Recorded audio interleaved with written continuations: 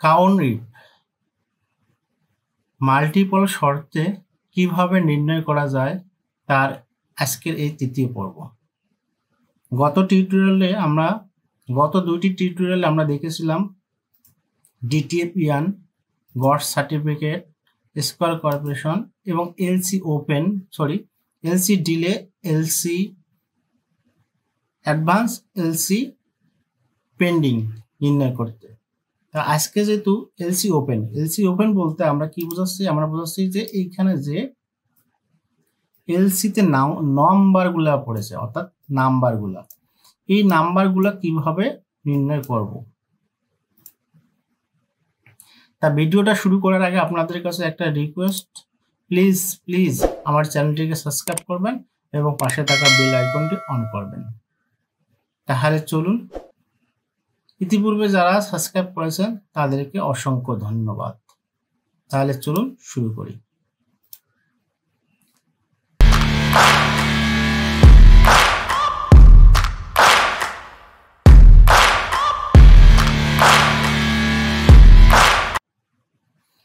গত টিউটোরিয়ালে আমি বলেছিলাম যে ইয়ান ডিসক্রিপশনে আমাদের এখানে আছে এলসি ওপেন আছে মাত্র 15টা। এটা কিভাবে নির্ণয় করব? আচ্ছা, আরেকটা বলে রাখি, গত পর্বে আমরা কিন্তু এই সংখ্যাগুলো দেখুন, এই ফর্মুলা আমরা প্রতিটা ফর্মুলা কিভাবে ধরে নিয়েছিলাম যে এই সংখ্যাগুলো বসিয়ে দিলাম, অর্থাৎ D4, এই যে D4, তারপর আছে E4, এইগুলো সংখ্যা ধরে নিয়েছিলাম। সরি, মাঝে মাঝে কিবোর্ডটা খুব সমস্যা করে, ধরে নিয়েছিলাম। এখন যেহেতু কাউন্ট ইফ, অর্থাৎ যেহেতু আলাদা একটা ফাংশন ব্যবহার করতে হবে, এই জন্য আর আমরা এই সংখ্যাগুলো ধরে নিতে পারবো না, এগুলো স্ট্রিং আকারে ব্যবহার করতে হবে। ওকে, তাহলে আমরা কাউন্ট ইফকে কল করি।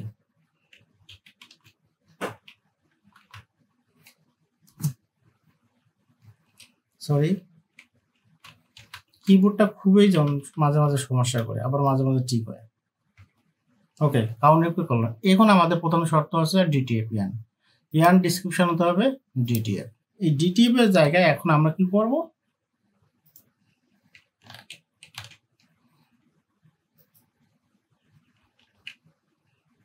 এই জায়গায় আমরা কি ডিটিএফ সংখ্যাটা সুন্দর করে লিখে দেব। আচ্ছা, এখন আমরা এই যে স্টার মার্ক, অর্থাৎ স্টার চিহ্ন কেন ব্যবহার করলাম?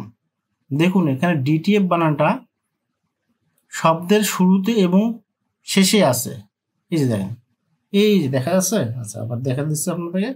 এই দেখেন, পুরা সংখ্যা শুরুর শেষে আছে, যার কারণে আমাদেরকে এখানে ডিটিএফ সংখ্যাটাকে এই যে অ্যাপোস্ট্রফ মার্ক দিয়ে লেখা লাগছে। এরপর আমাদের সার্টিফিকেট হতে হবে গডস। তাহলে সেম, যেহেতু গডস বানানটা একবারেই আছে, মানে কোনো সামনে পিছনে নেই, তাহলে আছে গডস বানানটা সেম ভাবে লিখি গডস। এরপরে কি হতে হবে? সাপ্লাইয়ার নেম হতে হবে স্কয়ার কর্পোরেশন। তাহলে স্কয়ার কর্পোরেশন বানানটা দেখি, এই যে স্কয়ার কর্পোরেশন যেভাবে আছে ঠিক সেভাবেই লিখব।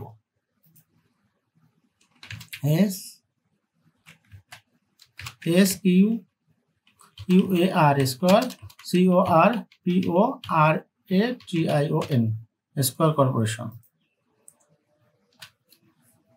এরপরে আমাদের প্রয়োজন আছে কি?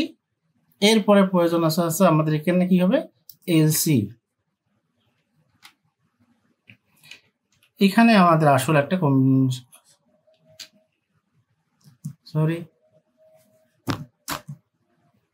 এই জায়গায় আমরা আর কি আসল মানটা ব্যবহার করব। আমরা জানি গ্রেটার দেন ইকুয়াল 0 যদি আমরা এখানে দেই, তাহলে ওই সংখ্যাগুলোকে ধরে নেবে। দেখেন আমাদের রেজাল্ট চলে আসছে। এটা কেন ব্যবহার করলাম? আমরা ব্যবহার করার কারণ হচ্ছে যে আমাদের এখানে প্রথম দেখি, এখানে ডিটিএফ কে কাউন্ট করে ডিটিএফ কে কাউন্ট করলাম। এবার স্কয়ার কর্পোরেশনকে রাখি, এরপর গডসকে রাখলাম। এইখানে আমাদের এলসি যে নাম্বারগুলো আছে অর্থাৎ শুধুমাত্র অ্যাডভান্স পেন্ডিং উঠে দিলাম।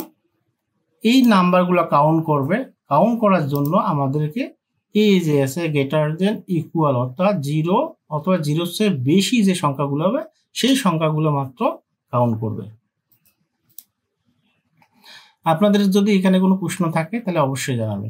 তারপর আপনাদের জানার জন্য শেখার জন্য আরেকটা বলতেছি, দুইটা কন্ডিশন সবচেয়ে বেশি গুরুত্বপূর্ণ। একটা হচ্ছে ডিটিএফ।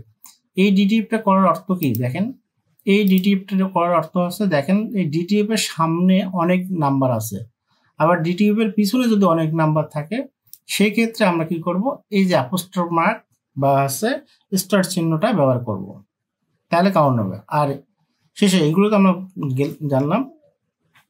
শেষে যে মানটা আছে অর্থাৎ আমরা কি বলছিলাম যে শুধুমাত্র নাম্বার সংখ্যাগুলো কাউন্ট করবে। নাম্বার সংখ্যা কাউন্ট করার জন্য গ্রেটার দেন ইকুয়াল 0 অর্থাৎ 0 থেকে বড় সংখ্যাগুলো শুধুমাত্র কাউন্ট করবে, এই জন্য এটা বার করেছিলাম। তাহলে আমাদের রেজাল্টটা চলে আসছে।